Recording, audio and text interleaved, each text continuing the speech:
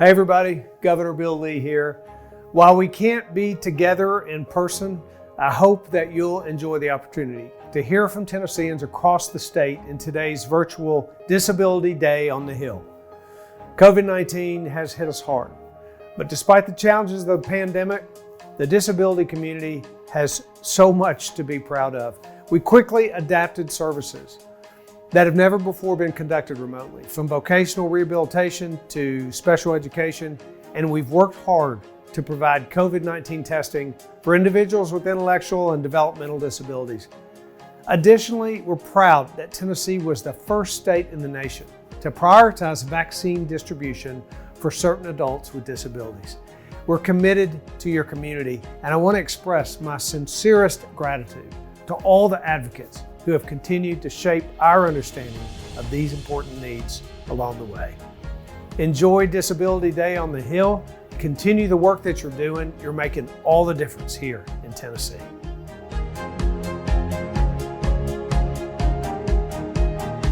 Disability advocacy means to me is advocating people with disability about different laws like jobs and healthcare for people with disability. I would say my advice for people that wants to advocate for themselves is get a group of people to advocate what you need for legislators and senators and governors, and actually talk to people about advocating what needs to be done.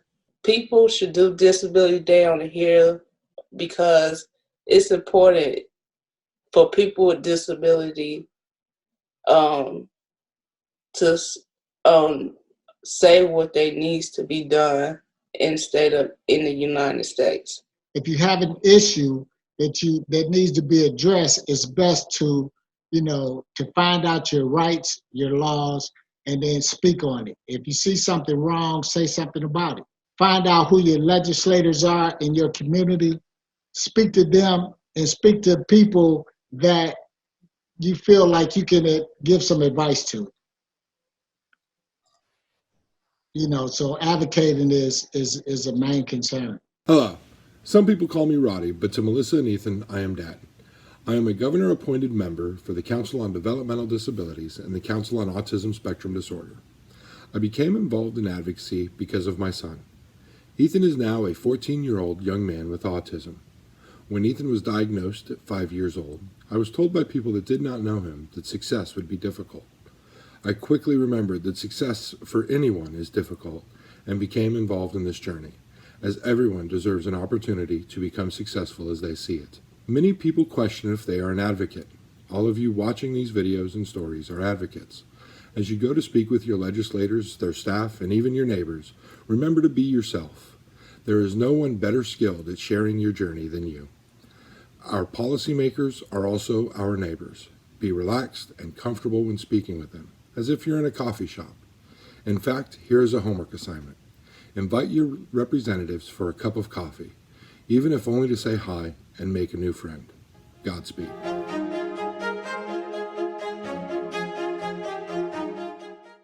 Hi everyone. I am so glad to participate in and celebrate today's Disability Day on the Hill. We know that this past year has not been easy for anyone.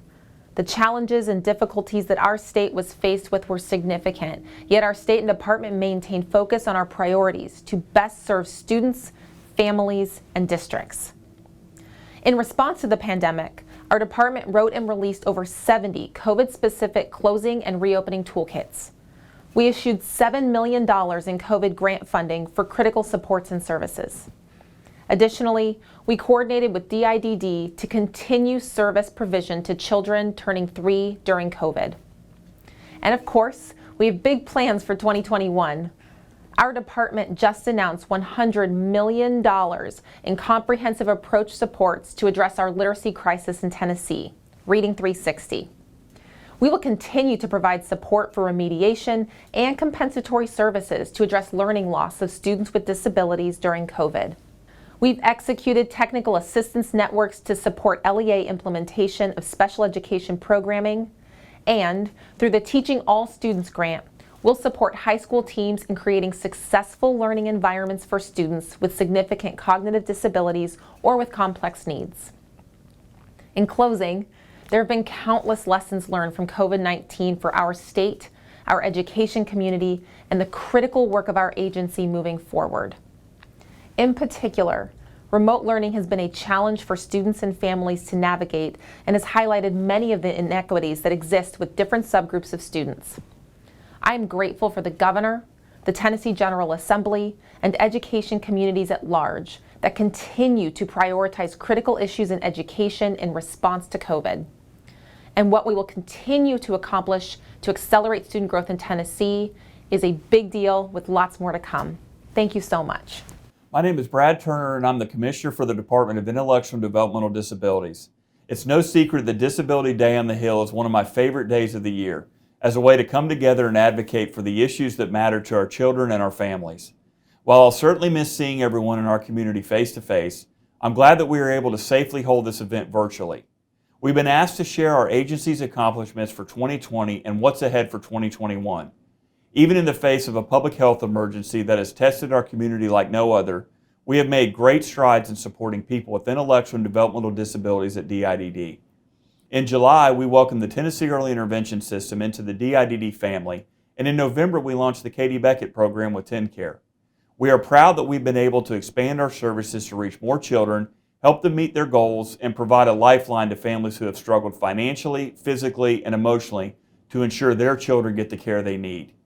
In our waiver services, we adjusted our supports in the face of a pandemic, launched proactive COVID testing, and now are leading the nation in vaccinating people with disabilities and their staff in all corners of the state. A bright spot has been the huge increase in people who are now using enabling technology to meet their independence goals, and already we are seeing progress in employment after the losses suffered in the first weeks of the pandemic. We look forward to continuing that work in 2021 as we look towards a future service system that brings all waiver programs for people with intellectual and developmental disabilities under DIDD. I want to thank all of the people and families who have worked together with us this past year. It has not been easy, but I want you to know we are committed to listening and responding to your questions and concerns. I want to invite all of you to engage with my team and me on weekly office hours. Your voice matters to us. The work we do together truly makes a difference in not only the lives of people with disabilities, but changes our communities across the volunteer state for the better. I hope to see you all again at DDH in 2022, where we can once again celebrate our wins together. Hello, I'm Mandy Johnson, Assistant Commissioner of the Division of Rehabilitation Services within the Department of Human Services. I'm excited to be here with you today to talk about the state of disability services in Tennessee. 2020 was a challenging year, beginning with the tornadoes in March, where our Davidson County office was a total loss, to an ongoing global pandemic that has forever changed the way Americans work and live, to experiences of injustice that have deeply impacted our communities. Despite these challenges, the Vocational Rehabilitation Program, its staff, and the people we serve have found opportunities to thrive. Nearly 1,500 individuals with disabilities achieved their employment goals in 2020. On average, these individuals were working 30 hours a week and earning more than $11 an hour. That's nearly 54% more than the state's minimum wage. Students with disabilities also made great progress in 2020. Even in a school year where student classroom days were cut short due to the pandemic, VR continued to increase the delivery of pre-employment transition services by over 30%. During the 2019-2020 school year, our community rehabilitation providers delivered over 5,600 pre-employment transition services to students with disabilities, helping them prepare for life after high school. In partnership with the Council on Developmental Disabilities, all VR staff statewide, from Mountain City to Memphis and everywhere in between, completed training on the person-centered thinking philosophy. This is a multi-phased training initiative that will continue into 2021. In 2021, the Vocational Rehabilitation Program is continuing its journey to modernize services and revolutionize the customer experience. Together with our community partners and stakeholders, we are working to create a vocational rehabilitation program that is responsive, welcoming, informative, and encouraging, showing individuals and businesses what is possible. Some key plans for 2021 include implementing a new case management system called Aware. This new computer system will better support VR business processes and will increase efficiency for both staff and customers. We are updating VR policies and procedures to ensure alignment with the division's mission, vision, and values, including a renewed emphasis on person-centered practices. We're transforming the 17 community Tennessee rehabilitation centers located across the state into a community hub of services and supports that paves the way to independence, success, and employment. A big part of this has been the transition from training that's based within our facilities to training that's based at businesses in our community. We are also continuing to increase access to VR services and information using technology. We're increasing student access to pre-employment transition services using virtual or remote learning. We're increasing access to specialized vocational training traditionally offered at the Tennessee Rehabilitation Center in Smyrna by using remote learning. And we're using new tools like a virtual assistant on the department's website. Through these modernization efforts, the Tennessee Vocational Rehabilitation Program is transforming to better meet the needs of the individuals we serve, the businesses we rely on, and the communities we live in. During the COVID-19 pandemic, VR staff have demonstrated flexibility and resourcefulness in the use of technology, as well as basic VR counseling and guidance to ensure continued customer access to services. VR staff are finding themselves using a variety of technology to deliver services, including by the phone, online, web-based, and providing services via distance learning platforms. In many ways, the VR program's plans for modernization and transformation made the transition less disruptive to service delivery and to our customers. And in other ways, the pandemic accelerated transformation in ways we could not have anticipated. While these technology platforms are not for everyone, they do increase opportunities and open doors for many Tennesseans who otherwise may not be able to participate. To that end, VR will continue to offer online and distance learning opportunities, connecting with customers in the manner they are most comfortable. We will continue to explore the use of technology as a way to increase access to services and supports.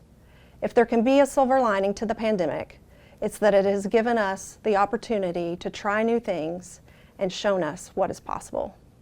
Hello, my name is Kenyatta Lovett. I am the Assistant Commissioner of Workforce Services at the Tennessee Department of Labor and Workforce Development. I want to thank everyone for allowing me to be a panelist at this virtual Disability Day on the Hill event. And I'll get straight into the accomplishment for 2020 that is noteworthy for our agency and division, and that solely centers on the necessity to ramp up virtual services to support Tennesseans with their employment and training needs. As a result of having done this over last year, it has improved the accessibility capacity that we need to have for Tennesseans who have accessibility challenges. And we have seen definitely in different ways that the virtual services have engaged more Tennesseans in different programs, which we've seen a spike in service provision. Also, and connected to this, and this goes into the 2021 accomplishment that we will continue to work on, and that centers on the announcement or the launch in the middle of December last year of the Tennessee Virtual American Job Center. We are proud of this announcement and this launch. I encourage everyone to Google Tennessee Virtual American Job Center to take a look at all the different services that we offer and how we've packaged those services, and also packaged other services and functions to make sure that Tennesseans can connect not only to our agency, but to other agencies that can help with supporting education and training and employment services and opportunities. And that leads me to the other thing to look forward to from our agency and our division moving forward, and that all centers on the ability to do virtual training opportunities through Coursera and 180 Skills, which provides Tennesseans, especially with accessibility challenges, the ability to do training and also sometimes earn credentials, which eventually lead to job opportunities that can also be virtual job opportunities, which in my opinion are some of the greatest ways in which we can improve accessibility. Thank you again, and I appreciate you allowing me to be a part of this panel. Hello to those of you that are here for Disability Day on the Hill. It's truly an honor to have been asked to say a few words to you from the Department of Mental Health and Substance Abuse Services.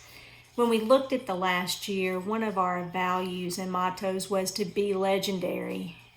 And I can tell you that our provider community as well as our consumer community did just that.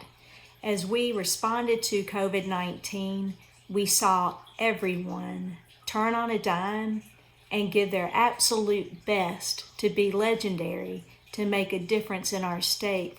I can also tell you that our General Assembly and our governor together were absolutely legendary as we faced economic concerns. We saw new dollars funneled into the mental health and substance use provider network, new dollars to create the first of its kind behavioral health safety net for kids so that children who are uninsured can get the mental health and other services for resiliency that they need. And that is across the state, available in all 95 counties. In addition to that, we saw funding to make sure that we have 95 counties covered with what we call school-based behavioral health liaisons. So in each school county, you can have someone to talk with, and you wrap around with that the mental health and resiliency services available for the kids as well as their parents and their loved ones. We've got an incredible program across the state. I was asked to tell you a little bit about moving forward for 2021. Our department is using the motto Beyond Compare. We are very much committed to that motto. When you look at the definition of Beyond Compare, it says of a quality or nature surpassing all others of the same kind. Please look for our department in partnership with you as well as partnership with the governor and the legislature to move forward with programs and services that will do just that. And may you each have a blessed and beautiful rest of your day.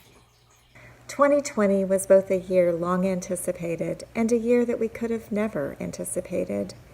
Long anticipated accomplishments of 2020 include the federal approval and launch of a new standalone Katie Beckett program for children with complex medical needs and disabilities.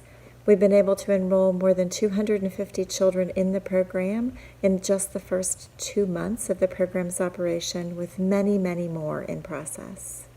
The other long-anticipated accomplishment in 2020 is a joint announcement by TennCare and DIDD of our plans to implement a single, seamless, person-centered system of service delivery for people with intellectual and developmental disabilities. Among the many important shared goals of this initiative is to support increased independence, integration, and competitive integrated employment for people with IDD, partnering with TennCare MCOs to build the statewide capacity and continuum of behavioral health services to better meet the needs of those who have co-occurring mental health conditions or behavior support needs in a more person-centered way, moving toward independence and integration to the maximum extent appropriate.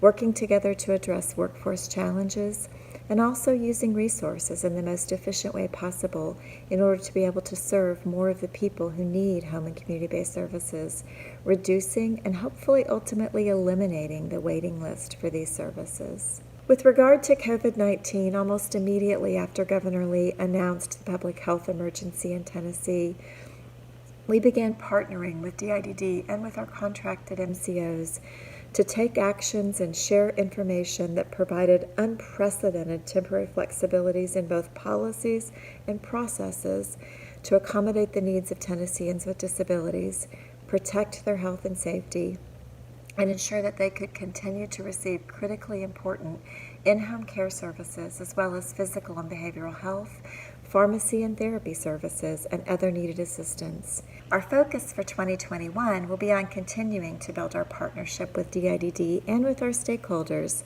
to monitor and improve the new Katie Beckett program, to make adjustments as needed to best meet the needs of these children and their families, and importantly, to begin implementation of a single person-centered system for people with IDD on July 1st, 2021, in order to advance our shared goals. System transformation, system alignment is a process and not an event. These changes will occur over time, carefully ensuring continuity and stability for people who receive services, for their families and the providers who serve them, while pressing forward toward a system which helps to ensure that each person has the opportunity to live their best life in community. At TDOT, we know transportation is a critical need for Tennesseans, especially those with disabilities and accessibility needs. Last year, the Tennessee Accessible Transportation and Mobility Act of 2020 was enacted. Building on the work already underway at TDOT, this law helped establish the Office of Accessible Transportation and Mobility at TDOT, the first state office of its kind in the country.